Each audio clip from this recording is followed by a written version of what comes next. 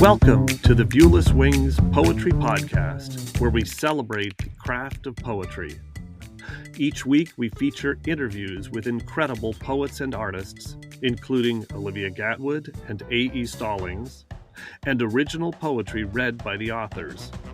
I'm your host, James Moorhead, Poet Laureate of Dublin, California, and author of Canvas and Portraits of Red and Gray. In this week's episode of the Viewless Wings Poetry Podcast, we're excited to bring you part 2 of the Patagonia Poet Laureate celebration, featuring Poets Laureate from across the Bay Area. Our next poet is Kimi Sugioka. Kimi is an educator and a poet. She earned an MFA from Laureate University and has published 2 books of poetry, the newest of which is Wild and Wing from Manic Deep Press. She is the Poet Laureate of Laureate, California, and her work appears in numerous anthologies, including the upcoming anthology of Hermanos and Beat Not Beat. She believes that creating community through art is a revolutionary act. Kimi curates and hosts a poetry and music series, The Last Supper Party, for the SF International Arts Festival. The next one is Saturday, June 4th at 6 p.m. at 1222 Sutter Street. Give it up for Kimi.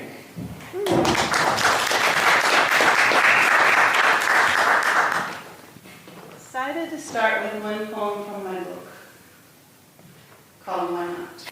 Remember the unthinkable, speak the unspeakable, tell tales of the dead until they squirm and spin in their graves. Why not be recklessly wise, humbly audacious, foolishly sublime? The connections slither like water snakes between us, barely visible, wildly infused and alliterated by one another. Why not smash the imaginary pains of self, shed the scales so we might see, might touch, might hold, might correct our use of pronouns, no more I, he, she, or they, only we. We the creatures, we the fir tree, sweet pea and madrone, we the stones and the river, we the cow and farmer, we the swallow and the raven, we the bone and skull of ancestors, we the homed and homeless, we without predicate, we who long for one another, even in the stench and filth of steerage, on this one boat, this one passage, this one planet, this one universe. Why not?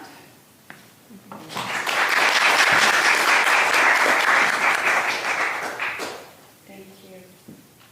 I started with looking for some things on the theme of ecology and the climate crisis. This is called Starved Gluttony. Starving creatures are not primetime features, though the screen seethes with 50,001 wincingly brutal human murders. I am unable to find the single apple amidst 20 bags of camping gear for the starving horse in Utah, though she bobbed and spoke in sharp, hopeful, hungry syllables. But we feed the stray and starving creatures in motel parking lots and restaurant sidewalks all the way from Bakersfield to Hopi Land and back. It is the wild we seek and mourn. Within this cityscaped and scarred shroud of grief, the creatures extract prophecy with exacting and despairing eyes. What they become, we become. What we become, they become.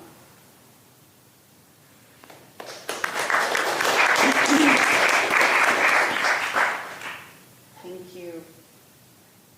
Mixing things up a little, this is called Homeland. The U.S. president nobly clamors to harbor Ukrainian refugees and requests another $33 billion in aid. While caged or waiting, Guatemalan, Nicaraguan, Salvadoran, Honduran refugees languish at our own borders. And all the refugees from all the countries that we have invaded, governments overthrown, dictators installed, we abandon like candy wrappers on tombstones. And our very own refugees are dumped in the streets, swept and pushed around our very own cities to fend off rats and garbage, but Those bombed-out homes look so familiar. Shoes lined up at the door, white pianos among the rubble, refrigerators and dishwashers akimbo. We will harbor refugees brought from Putin's terrorism, but not our own. We have the resources to feed the world, house the unhoused, heal the sick, but no, we pick and choose. We are selectively sympathetic, stingy with our generosity, except for the country that mirrors ours, not the dark ones with shacks and shanty towns, not the ones whose citizens have become indentured to violence. No, let's not show too much love. If all land is homeland, why is it so hard to live here?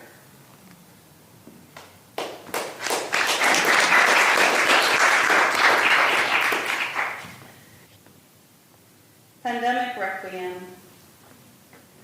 The sky remembers solace when the wind enters our estuaries of anguish, pillaging sunset and sunrise.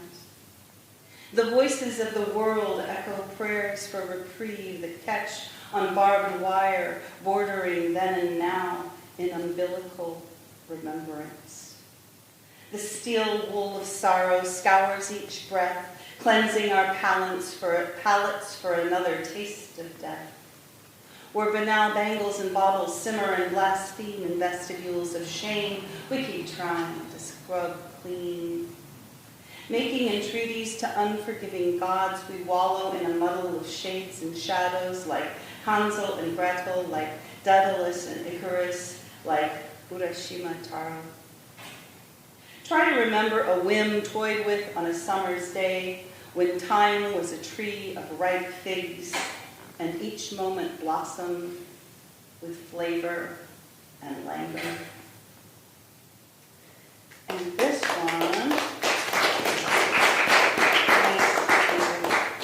is called Pandemic Gifts. The shine of you who speak your heart in little squares on 10-inch screens, squeezing poems from pandemic like lemons, limes, and mangoes suddenly linked across cities, states, nations, continents, places we only dreamed or never dreamed of visiting, to hear our hearts mirrored, our words intertwine and coalesce in the sanctity of our humanity, where we recognize ourselves over and over in the boxes on a screen, in a room, at a table or desk, where we listen and breathe in the prayers and whispers of our 2, 4, 24 or more souls.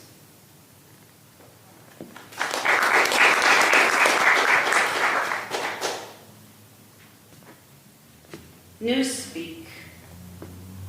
The words come in mighty torrents without distinguishing between what and who.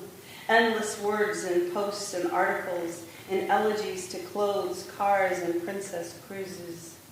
My head explodes from words cut from myth and breakfast cereal, and repeating invitations to take medications for maladies we don't have, don't know we have, or don't really need to cure. Words used to be toys I took out to play when the moon shone in my window, when the cat sprawled on my bed, all silence and space like tinker toys. Joined and arranged in patterns or thrown on the floor like pickup sticks, allowed to run amok like marbles on concrete or neatly bricked and stacked.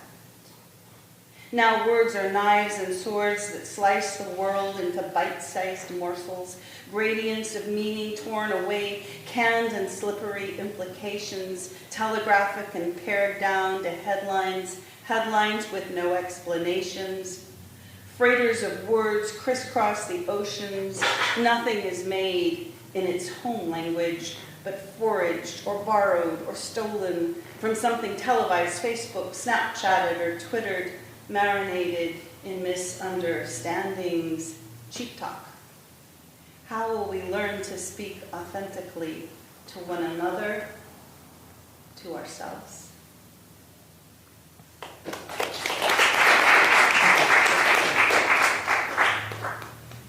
Thank you. poem about Mario Gonzalez, who was a man who was killed in Alameda by the police. Because I don't want it to be forgotten. The police have not been prosecuted, and it's so much like the George Floyd scenario that I thought you should know about it. Mario Gonzalez relaxed in a park in a sparkling, clean, and gentrified city. Maybe he had a bit to drink. Maybe he was tired, or maybe he was relaxing after a good or bad day. Houseless men and women sit on park benches every day in this bastion of inviting greeneries, not forced onto their bellies, kneaded back and handcuffed until dead. What did he do to incite this savagery? Which pogrom-painted page did he turn? How did he violate this patch of garden? Why was his ticket to sit revoked? When did this become a provocation to shackle? Who will raise his 5-year-old son? Where does his world end and mine begin?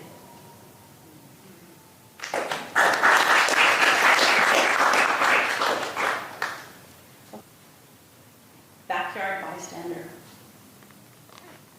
Summer harmonizes every shade of green. Armed with coffee pot, books, and pen, I settle myself in a clearing and begin to write, but startle and recoil at the sound of heavy breathing and expect to encounter a heavy-set man with wild eyes. Instead, I see that I am completely surrounded by 2 stags staring, 2 does dozing amid hawk cry and blue jay whine. The napping doe prefers that I do not talk. She is hot and breathes fast. I tell her that this is her world. I am only an interloper, as she nods in the shade of a rhododendron bush. Later, a curious spotted fawn stops to stare into my eyes with the same curiosity as its human cousins, as if I might be a new friend. And with breeze-blown tips, the ponderosa pine and Douglas fir pen prayers to sky. The hawk carries to his God, so that this may be so.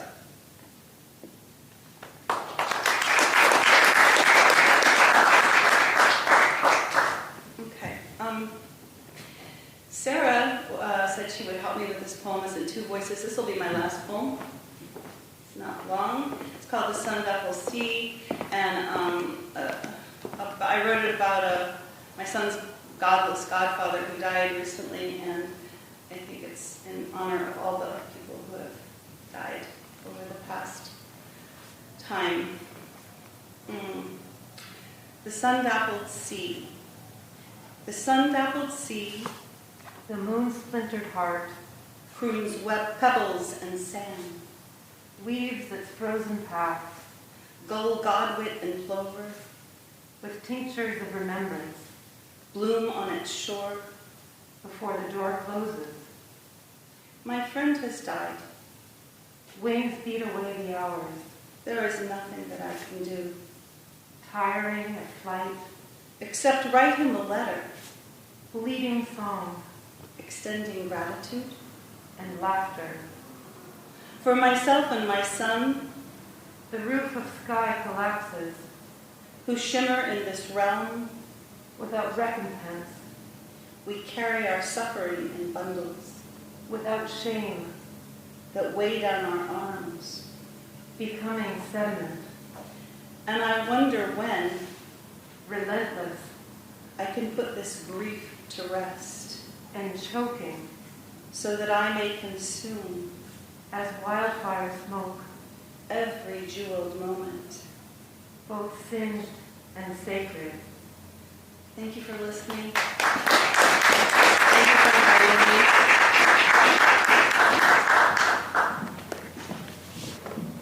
Thanks, Kimi. Our next writer is Cynthia J. Patton, a poet and memoirist who has served as Livermore's Poet Laureate since 2017. She authored 2 popular books on wetlands and a poetry collection, Across an Aqueous Moon, Travels in Autism. Her award-winning work has appeared in 16 anthologies, plus publications such as The Long Egg and Spoon River Poetry Review. 2 essays were performed on stage, and the Museum of Motherhood featured her work in 2015. Patton is an attorney, activist, educator, and founder of the nonprofit organization Autism A to Z. She hosts the long-running Whistle Stop Writers Open Mic in Livermore. The East Bay native lives with her adopted autistic daughter, a dog, and 2 rowdy cats. She's completing the poetry collection plus a memoir on her unconventional journey to motherhood. Thanks, and welcome, Cynthia, everybody.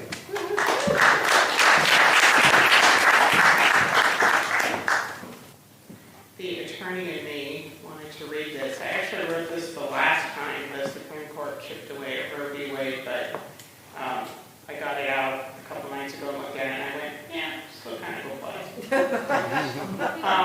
My bones knew. On the night the country burned red and I cried myself to sleep, my bones knew this was coming. We ignored pussy grabs and homophobic rants, Playboy payoffs, blackout, drunk frat boy antics, and too many ethic violations to count. Every day there's another constitutional crisis which might explain how we miss the signs despite neon lights flashing, flashing, flashing, war zone ahead. Now, The Handmaid's Tale seems more memoir than fiction, and rights I took for granted as a teen slip away. Why does my wasted wound scare men so much?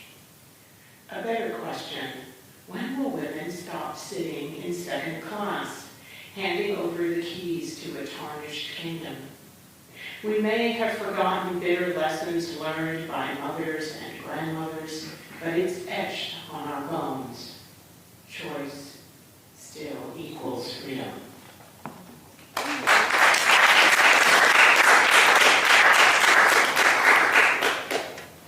For the last couple of years, as probably everyone here knows, April is National Poetry Month, but it's also Autism Awareness Month. But I've been joking that in my house, every month is Poetry Month, and just like every month is Autism Month. So I thought I would read a couple autism poems. I have a lot of dark ones, but for you all here, I decided I'm going to go a little lighter. So this one is called The Sensory Sentence. Twitch. Autistic meltdowns begin so slow, easy to miss or ignore. Train myself to write down letters, a labyrinth to lead us home. Twitch, twitch. Memorize your body's grammar. Study its stilted syntax. Puzzle over punctuation. Twitch, stem, twitch. Watch the clock, hands parsing the day into measured and labeled phrases. Guard your level of calm as if it were gilded.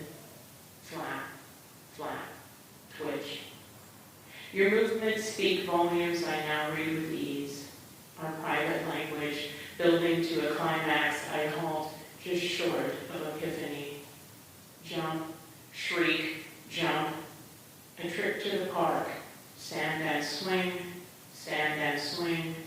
Then we are back at the beginning once more. Twitch, twitch, twitch.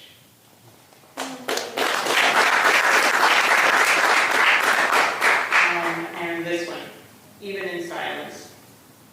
If I hadn't relocated to this land without guidebook or map, would not have seen the way words swim in shadowed alpine pools, how intelligence boils beneath silent surface, would never know the way your face lights with fierce flame when supplied with a phrase your tangled tongue cannot produce, or how you sign, I love you, touching 3 fingers to mine like a kiss.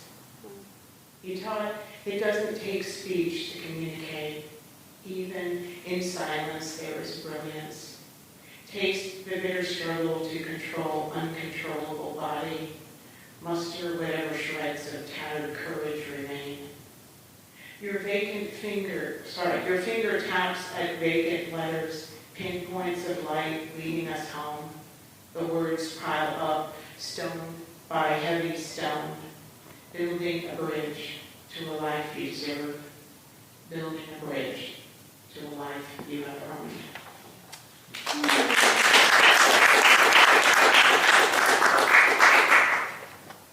Jane Hirschfield, I wish I remembered the poem. She has a poem that starts, "They will say," and let's just say she kind of takes the opposite. She goes in the opposite direction. So, for that, they will say we did nothing, and they will be correct.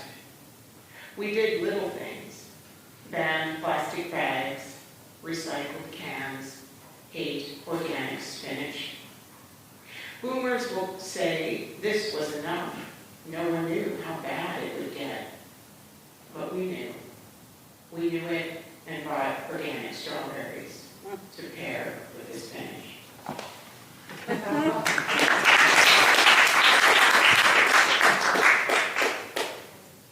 This is called After the MRI. It should have looked like vacant tracks crossing quiet plains of your torso at night. Instead, it glowed with countless stars, a Milky Way wrapped around your spine. I had feared, no, expected a smattering, never this. So many brilliant shards, terrifying yet strangely beautiful. You said the image made the disease unequivocally real. This was a one-way journey, no return possible. Struck mute by the enormity of the terrain, mere passenger on this train of stars. Later, I would pace overgrown yard, search the sky for constant constellations. All was scattered. Lost again without atlas or compass, feeling my way in the dark, as you are. A youthful me yearned to explore, hang multicolored maps and fill them with pins, collect photos and postcards from places I've been. First, my daughter, then you, took me beyond such places, beyond imagination. The night sky isn't colorful, but its comets whisper secrets as they flash. There are so many galaxies left to explore, including the one carving luminous paths in your body's landscape, strange tide of synapses pulsing on long-forgotten shores. Perhaps the heavens had a plan when you flowed to me. You say it's a trip best taken alone, but I've come too far to turn back now. Maybe this is my journey, to explore human continents, follow fractured neurons, wherever they lead.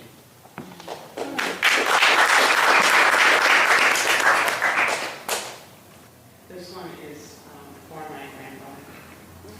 It still surprises me. It still surprises me how the cut grass smell of lettuce brings you to vivid life. How the salty sting of wind-blown sand waves crashing beyond speckled dunes reduces me to a child. How a pipe's burnt umber scent, a typewriter's worn clucking erases 50 years. How the sweet crunch of caramel corn still echoes in my dreams. How newspaper clippings taped to index cards never fail to make me smile. How I can't read Steinbeck without hearing the quiet cadence of your voice. How a lonely desert landscape always brings you near.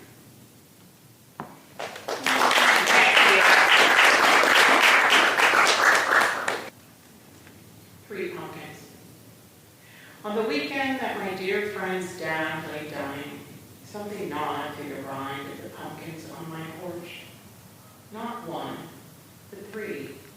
Defaced, defiled, pale flesh exposed like half-moons peeking from a hospital gown. Annoyed, I rotated them, hiding the damage, unsightly and strangely unsettling. What, I wondered, had caused such devastation. Whatever it was, it chewed again by the light of a full moon in front, in full view, brazen devil. My friend texted her dad was on a morphine drip. It's harder than I thought, she said. In the morning, the once plump pumpkins sagged like melted candles sputtering in harsh light. They would not last the day.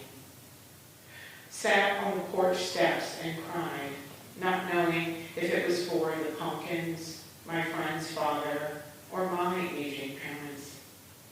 Perhaps all three.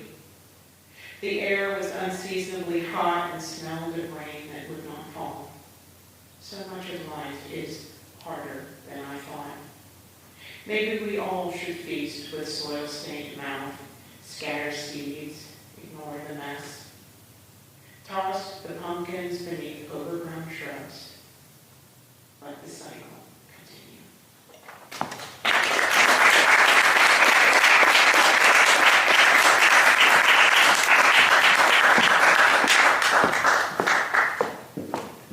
Thanks, Cynthia. So we have one more poet this evening, and that is San Francisco's own Tongo Eise Martin. Tongo Eise Martin is a movement worker, educator, and poet who has organized against mass incarceration and extrajudicial killing of Black and brown people throughout the United States. He has educated in detention centers from New York's Rikers Island to California's San Quentin State Prison. His work in Rikers Island was featured in the New York Times. He was also adjunct faculty at the Institute for Research in African American Studies at Columbia University in New York. Subscribing to the Freudian model of education, he designed curricula for oppressed people's education projects from San Francisco to South Africa. His latest curriculum on extrajudicial killing of Black people, We Charge Genocide Again, has been used as an educational and organizing tool throughout the country. He uses his craft to create liberated territory wherever he performs and teaches. He recently lived and organized around issues of human rights and self-determination in Jackson, Mississippi. His books include Someone's Dead Already, and Heaven is All Goodbyes, and Blood on the Fog. Give it up for San Francisco's poet laureate, Tongo Eise Martin.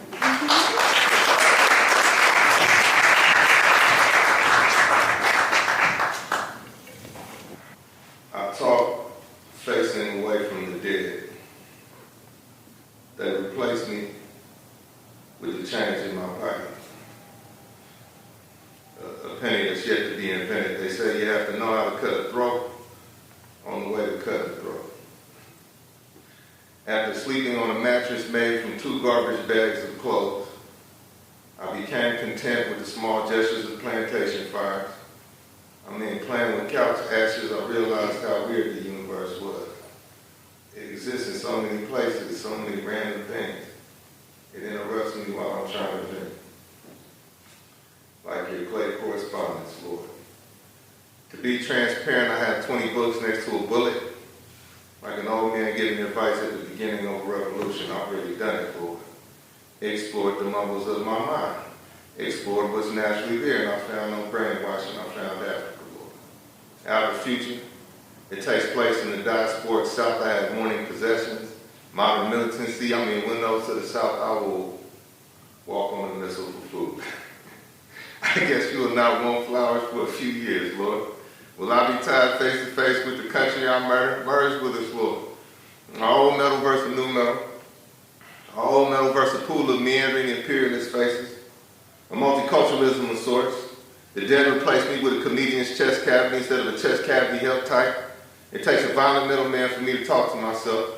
Stories that travel through other people's stories, a song about a song, a hemisphere about a hemisphere. Stories that travel through a conquered poet. My mother remembers Africa, Lord.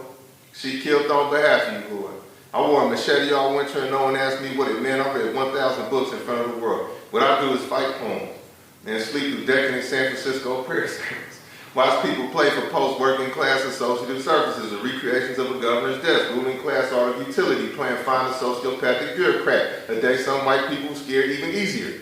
TV in a basket next to a ceramic baby, wearing ceramic armor, musket progeny, fantasizing through the art of the poor. Their trendy latches locked before God, black art hunted down like a dog ate. Hand over my friends, Lord. Lord, I think I'm going to die in the water.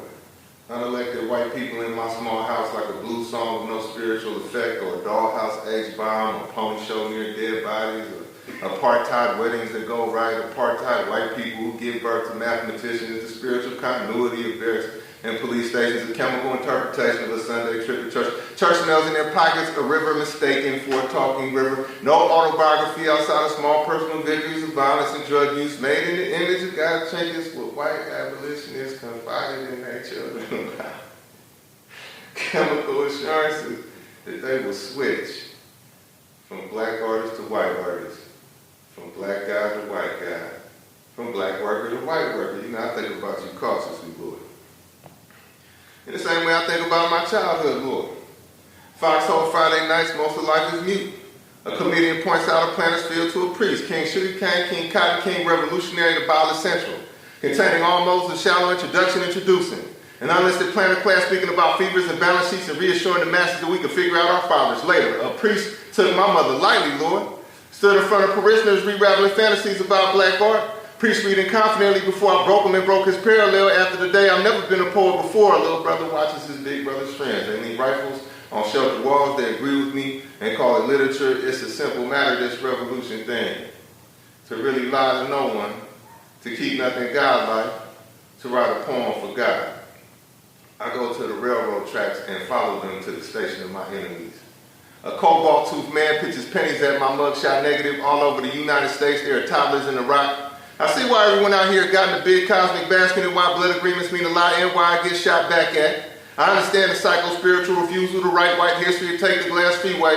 White skin tattooed on my right forearm, ricochet sewage near where I collapsed into a rat-infested manhood. My new existence is living graffiti. In the kitchen with a lot of gun cylinders to hack up. House of God in part, no cops in part. My body brings down to Christmas. The new bullets pray over blankets made from the old bullets. Pray over the 28th hour's next beauty mark. Extrajudicial Confederate statue restoration. The waistband before the next protest poster. Hey, by the way, time is not an illusion, Your Honor.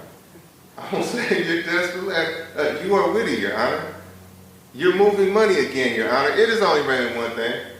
Non-white cops and prison guard shadows reminded me of spoiled milk floating on an oil spill. A neighborhood making a lot of fuss over its demise. A new lake for a Black Panther party. Malcolm X's ballroom jacket slung over my son's shoulder. The figment of villains. A new noose to a new white preacher. All in an abstract painting of a president. Bought slavery some time, didn't it?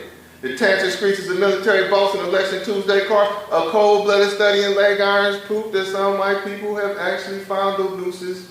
As sundown couples made their vows of love over opaque piece plastic in bold action audiences, the Met Bear of a second is definitely my favorite law of science. Fondle news clippings and primitive Methodists, my arm changes imperialism. Simple policing versus structural frenzies. Elementary school script versus even white spectrum. All this bleeding and the challenge of watching civilians think of terrible rituals they have around the corner. They let their elders beg for public mercy. I'm going to go ahead and sharpen these kids' heads and their arrows myself and see how much gravy spills out of family crest, modern fans of war. Whoa, with their t-shirt poems and t-shirt guilt and me having on the cheapest pair of shoes on the bus, I had no choice but to read the city walls for signs of my life. You know, apparently too much of San Francisco was not there in the first place. This dream requires more condemned Africans, or put another way, state violence rises down, or still life is just getting warmed up, or army life is looking for a new church and ignored all other suggestions, or folktale writers have not made up their minds as to who is going to be their friends. You know, this is the worst downtown yet. And I've borrowed a cigarette everywhere. I've taken many a walk to the back of a bus that led on out the back of a storyteller's prison sentence, then on out the back of slave scars, but this is my comeback face. I left my watch on the public bathroom sink and took the toilet with me. Threw it at the first bus I saw, eating single mothers half alive. It flew through the bus line number, then on out the front of the White House. Hopefully you find comfort downtown, but if not, we brought you enough cigarette filters to make a decent winter coat, a special species of handshake. Let's all know who's king. It was the lifespan of uniform cloth. His coffin needs to quit acting like those are birds singing. Rusty nails have no wings, have no voice other than that of a white world dying. Their book pages in the gas pump. Catchy, isn't it? The way 3 nooses is the rule. Or the way potato sack masks go so well with radio codes. Or the way condemned Africans fought their way back to the ocean only to find waves made the 1920s burnt up piano cars, European backdoor deals, and red flowers for widows who spent all day in the sun mumbling in San Francisco. Red flowers, but what's the color of a doctor visit? There are book titles in the streets. Book titles like Hero, You Make It Better Zero, or Hey, fur coat lady, the president is dead, or pay me back in children, or they hung up their bodies in their own museums, and other book titles pulled from a drum solo. Run here, hero. Live the hiding place.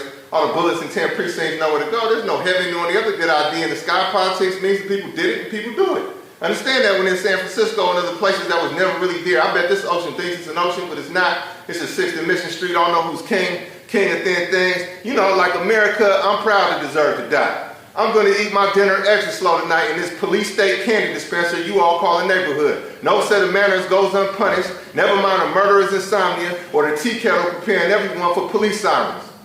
Societies wander together like hopeful drops of a virus. Citizen testing this bench or offer me a nation of breadwinners to hold me back like it's a Brinks. I wrinkle the concrete sometimes like flesh.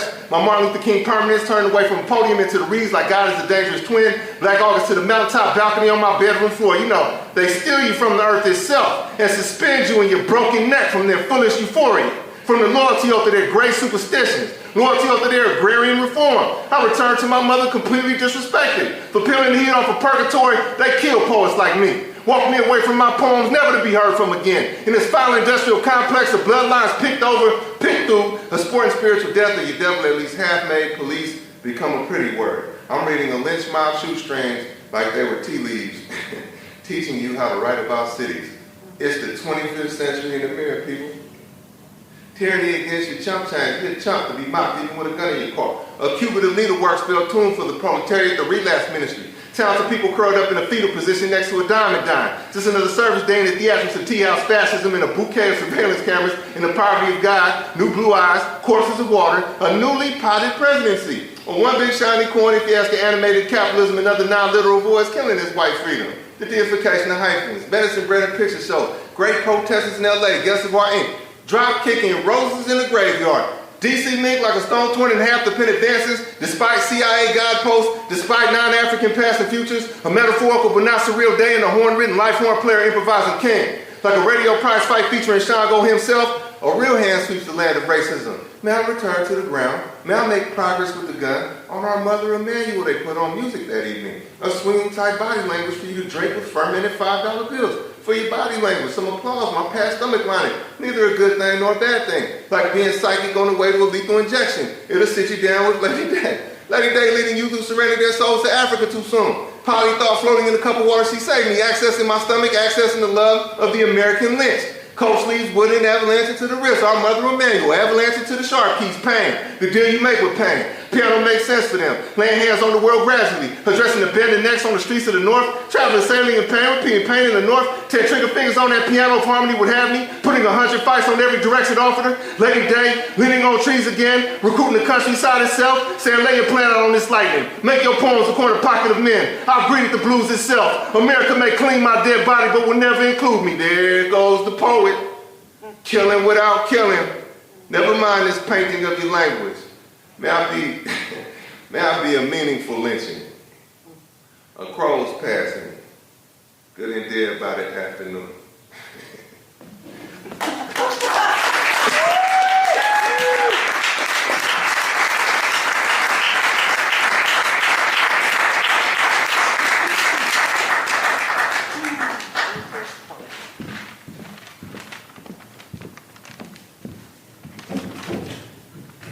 Thank you everybody for coming out. That is a wrap for all our poetry for the evening. This is hopefully a first of many, and I really appreciate it. It's been really fun listening to all of you read your fabulous work, and yeah, I'm really grateful that we got to do all this together.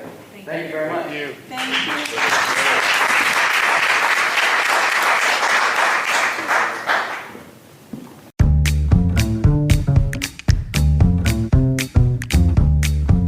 Viewless Wings Poetry Podcast is written and produced by James Moorhead. You can follow me on Twitter at Dublin Ranch, subscribe to the Viewless Wings Poetry Podcast, and follow us on viewlesswings.com or on Instagram at Viewless Wings.